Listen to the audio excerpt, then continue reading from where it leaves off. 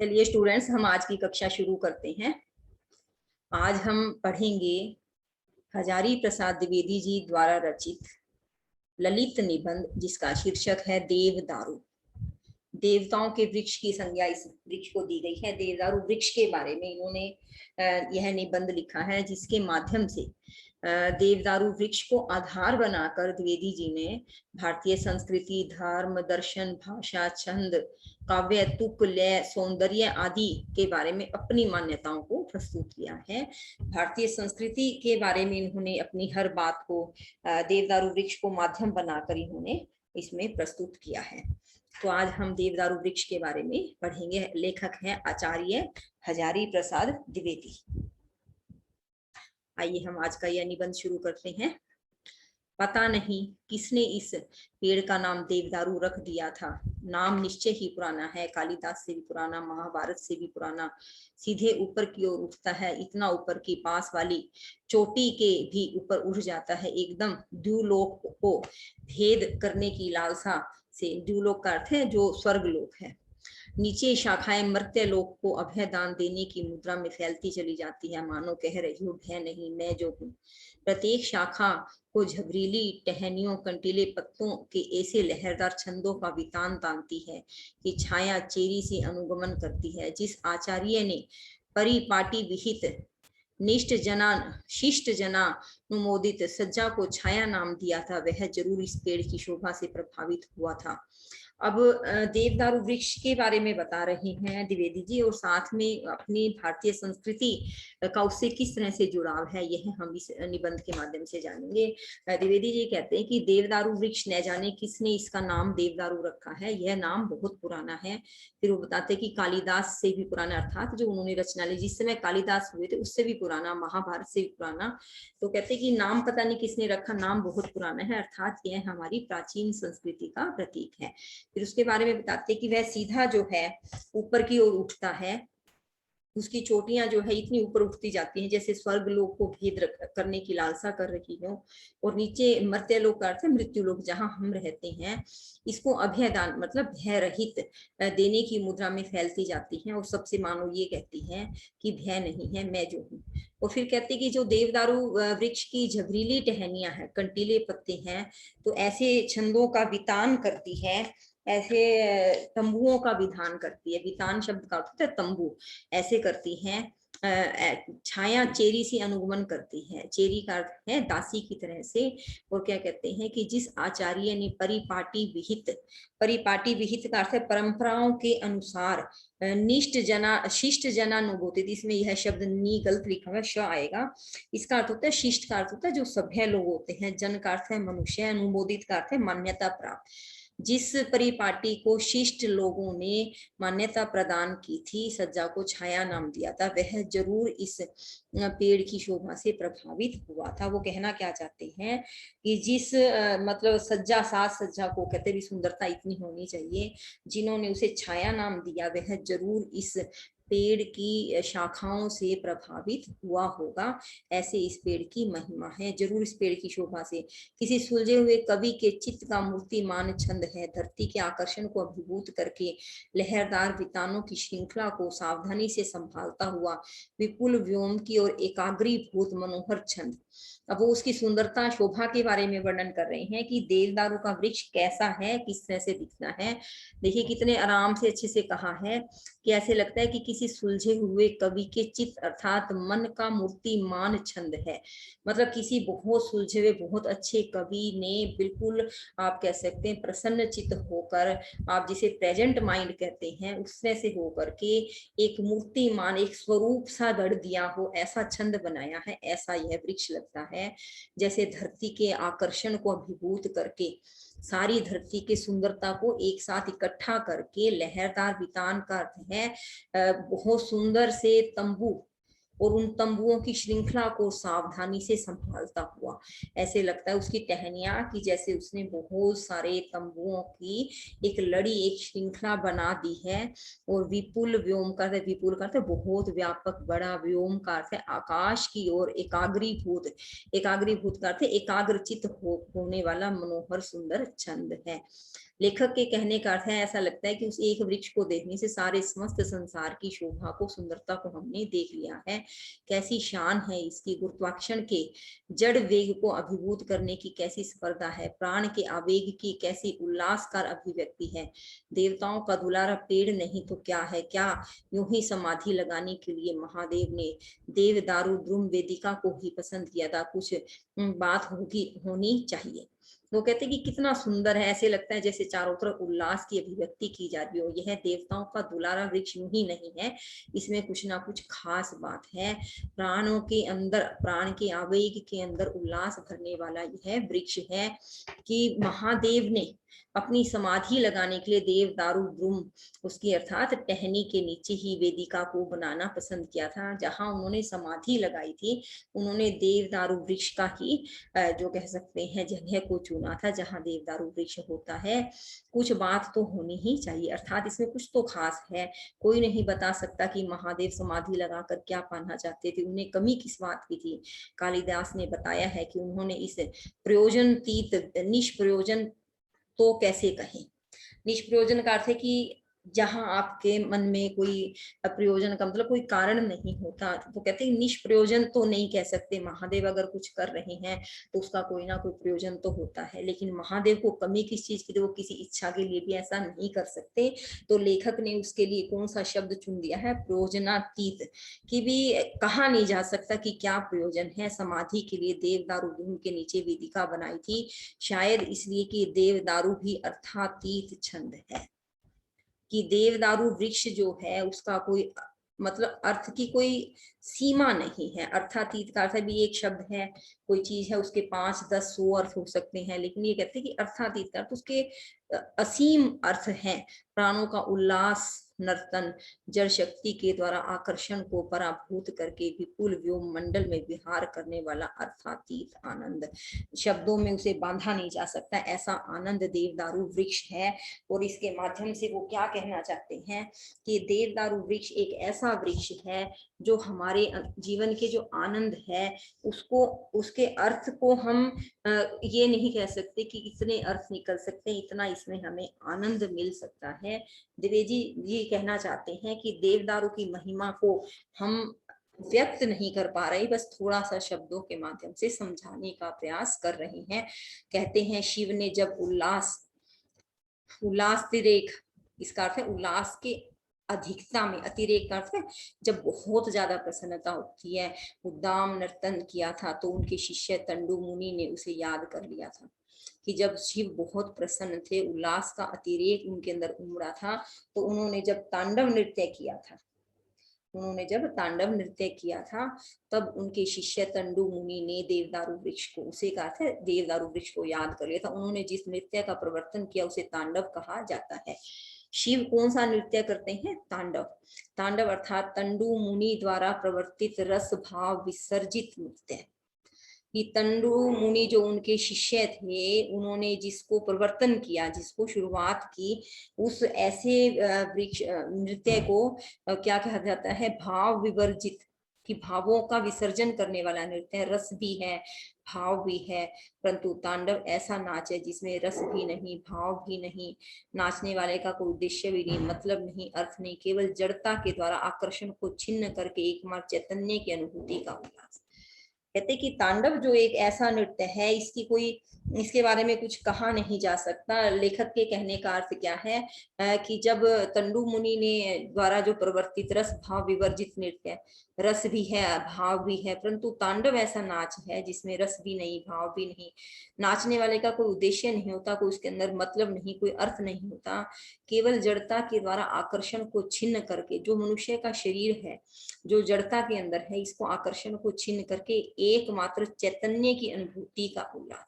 चैतन्य क्या है, उस परमात्मा का, उस ईश्वर की का अनुभव होने का जो खुशी है, उल्लास है, इसे ही हम तांडव कहते हैं। आप कह सकते हैं अप्रत्यक्ष रूप में कि तांडव एक ऐसा नृत्य है जहाँ जीव और परमात्मा जो है, मतलब जीव को जड़ कहा गया है, परमात्मा जो है वो चैतन्य है, तो जड़ता के न रोके जाने के कारण आकर्षण को भेद करके एकमात्र चैतन्य की अनुभूति का ही नृत्य तांडव है।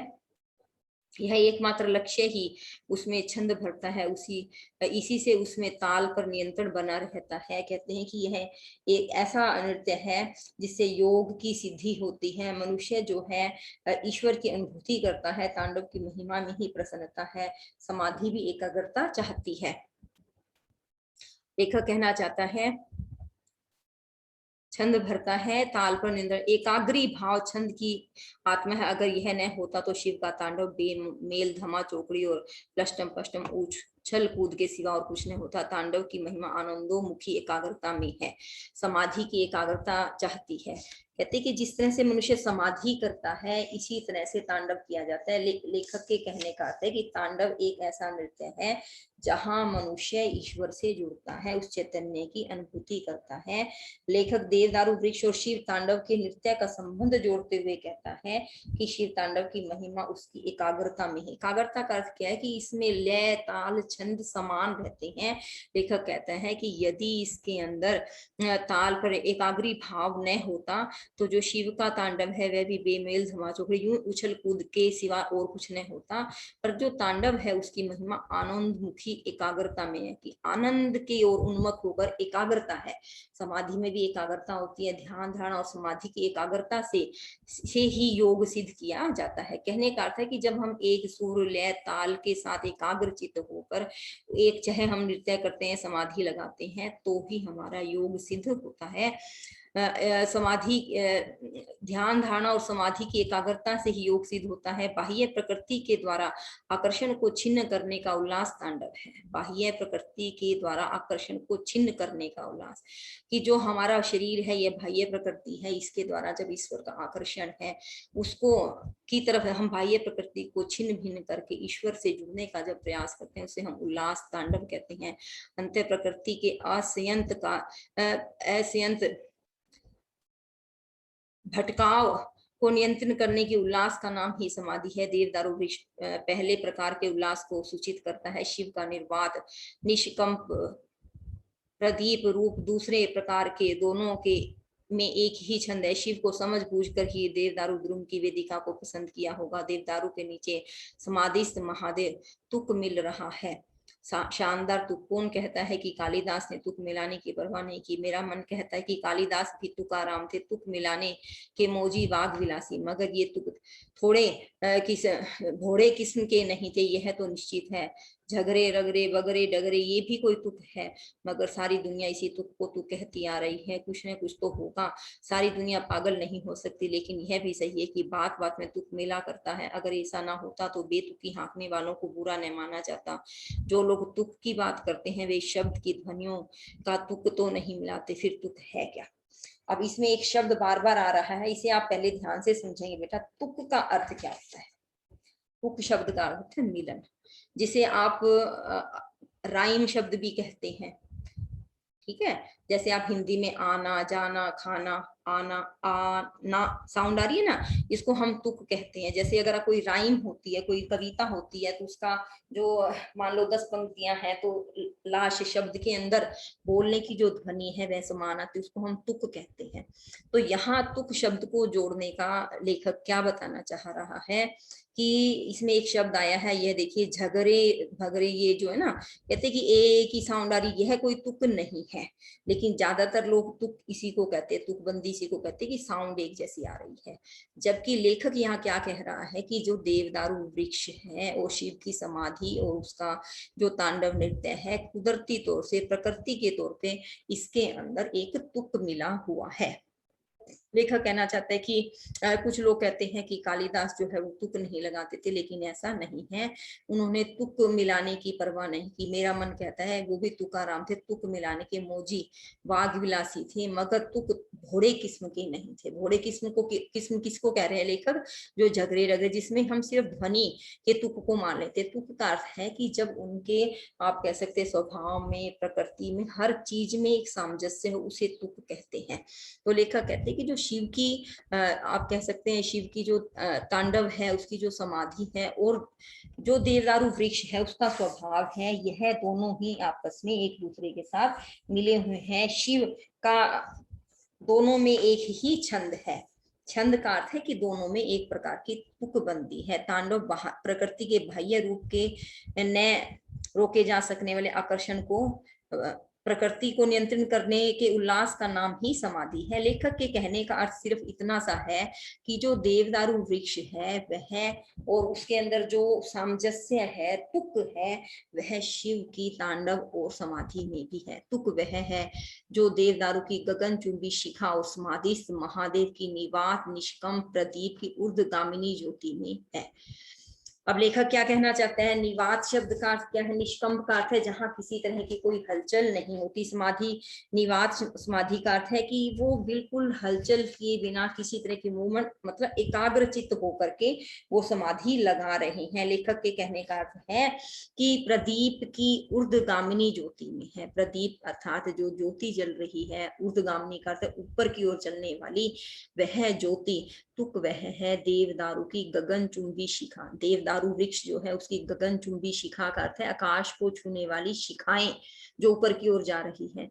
और जो महादेव हैं वो समाधि लगा रहे हैं, निवात निष्कंप, बिना किसी हलचल के बिल्कुल स्थिर होकर के कैसी लगा रहे हैं? ऊर्ध्वगामिनी, ऊपर की ओर जाने वाली ज्योति की तरह से महादेव समाधि लगा रहे हैं। तो देव दारू वृक्ष की ऊपर की ओर जाने वाली शाखाएं और महादेव का जो ध्यान है, जो अंदरूनी ज्योति है ऊपर की ओर जाती हुई, उन दोनों में तुक है, सामंजस्य है। तुक अर्थ में रहता है ध्वनि साम्य के तुक में कुछ न कुछ अर्थ चारुता होनी चाहिए। अब लेखक क्या कहता है कि तुक का मतलब होता है कि उनका अर्थ एक जैसा निकलता हो, जिसमें ध्वनि साम्य का अर्थ एक जैसी ध्वनि निकलती हो, जिसे हम राइम भी कहते हैं।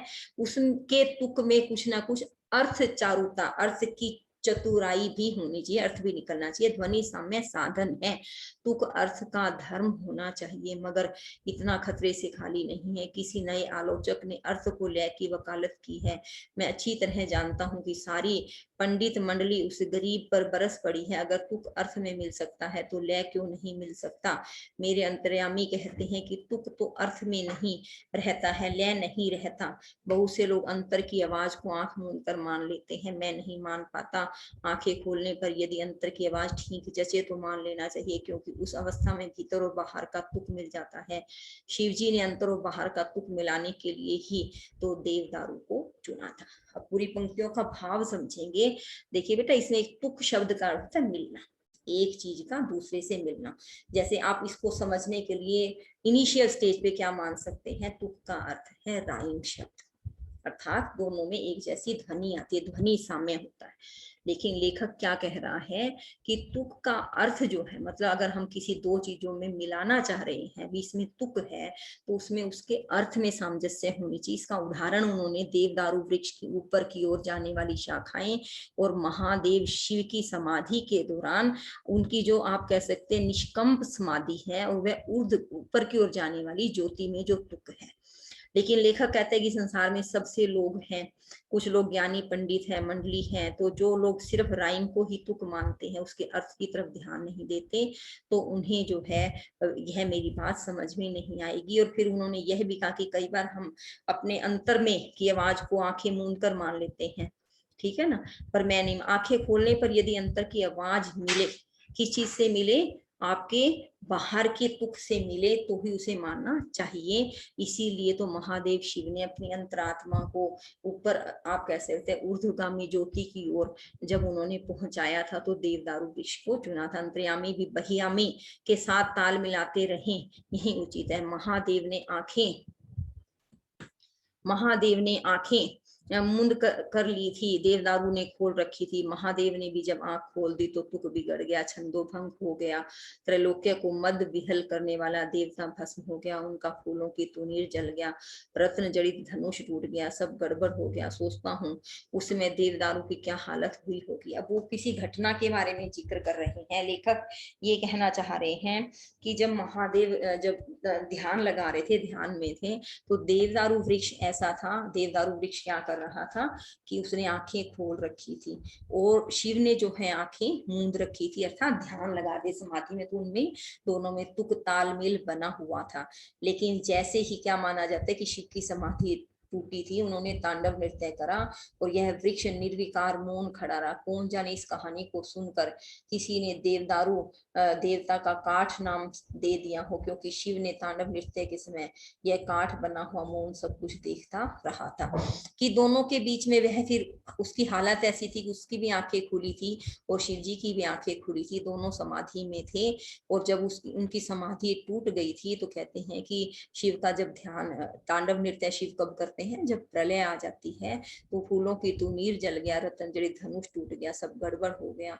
देवदारू की क्या हालत रही गई होगी, क्या इतनी ही फड़कना मस्ती से झूम रहा होगा, क्या ऐसा ही बेलोस खड़ा रहा होगा कि बिल्कुल मस्ती से झूमता रहा होगा, शायद हाँ, क्योंकि शिव की समाधि टूटी थी। देवदारू का तांडव रस भाव विवर्जित महानृत्य नहीं टूटा था, देवदारू की तुलना में निर्विकार रहा, काठ बना हुआ। कौन जाने इसी कहानी को सुनकर किसी ने इसे देवता का काठ देवदारू नाम दे दिया हो। फक्कड़ हो तो अपने लिए हो बाबा, मनुष्य के लिए तो निर्काठ हो, दया नहीं, माया नहीं, आसक्ति नहीं, नीरे काठ। देव ऐसों से तो देवता ही भला, कहीं ना कहीं उसमें दिल तो है, मगर यह भी कैसे कहा जाए, देवता के दिल होता तो लाज शर्म भी होती, लाज शर्म भी होती तो आंखें भी पलकें भी झपती, लेकिन देवता है कि ताकता रहता है, पलक उसकी झपती ही नहीं। एक क्षण के लिए उसने आंखें मूंदी कि अनर्थ हुआ, बहुत सावधान, सदा जागृत। देवदारू वृक्ष के बारे में अब वो ये कहना चाह रहे हैं कि जब महादेव शिव ने आंखें खोली थी तो भी वह काठ की तरह से निर्विकार होकर के खड़ा रहा, इसीलिए इसे देवता का काठ देवदारू नाम दे दिया गया। नीरा काठ जिसको होता है, इसे देवताओं से क्या मतलब, कहते हैं कि जो पत्थर की तरह से खड़ा रहा है, जिसमें किसी भी तरह क्या वो अपने आप को हिलाता डुलाता नहीं है, उसके अंदर जो आप कह सकते हैं उसकी जो पलकें हैं वो झपकती नहीं है, एक क्षण के लिए भी आंखें मूंदती नहीं, उसे लगता है कि मैं जो देवदारू वृक्ष हूँ उसकी तुलना इस तरह से की गई है कि मैं सारे समाज के साथ जुड़ा हुआ हूँ, मैं महावृक्ष न बनकर देवदारू बना रहा हूँ। तो कहते हैं कि कभी ना कभी ऐसा स्थिति भी हो गई होगी कि जो देवदारू वृक्ष को जो है सिर्फ एक वनस्पति का नाम दे दिया हो, यह महावृक्ष न हो, यह वनस्पति की मर्यादा से ही वंचित रह गया हो। इसमें बार बार वो एक चीज जो समझाने की कोशिश कर रहे हैं कि जो देवदारू वृक्ष है उसका देवताओं के रूप में एक महत्व भी है और उसका महादेव शिव ने वहां समाधि लगाई है तो एक दूसरे के साथ संबंध भी है। शिव ने जब तांडव नृत्य किया था तब भी वह एकदम निश्चल भाव से खड़ा रहा काठ की तरह से, तो उसका नाम देवदारू, देवता का काठ भी नाम रख दिया गया। एक क्षण के लिए भी उसने आंखें बंद नहीं की कि अनर्थ हो जाए, इसलिए वह हमेशा सावधान और जागृत रहता है। इस तरह से देवदारू वृक्ष के माध्यम से वो भारतीय सभ्यता, संस्कृति आदि के बारे में अपनी बातों को बता रहे हैं।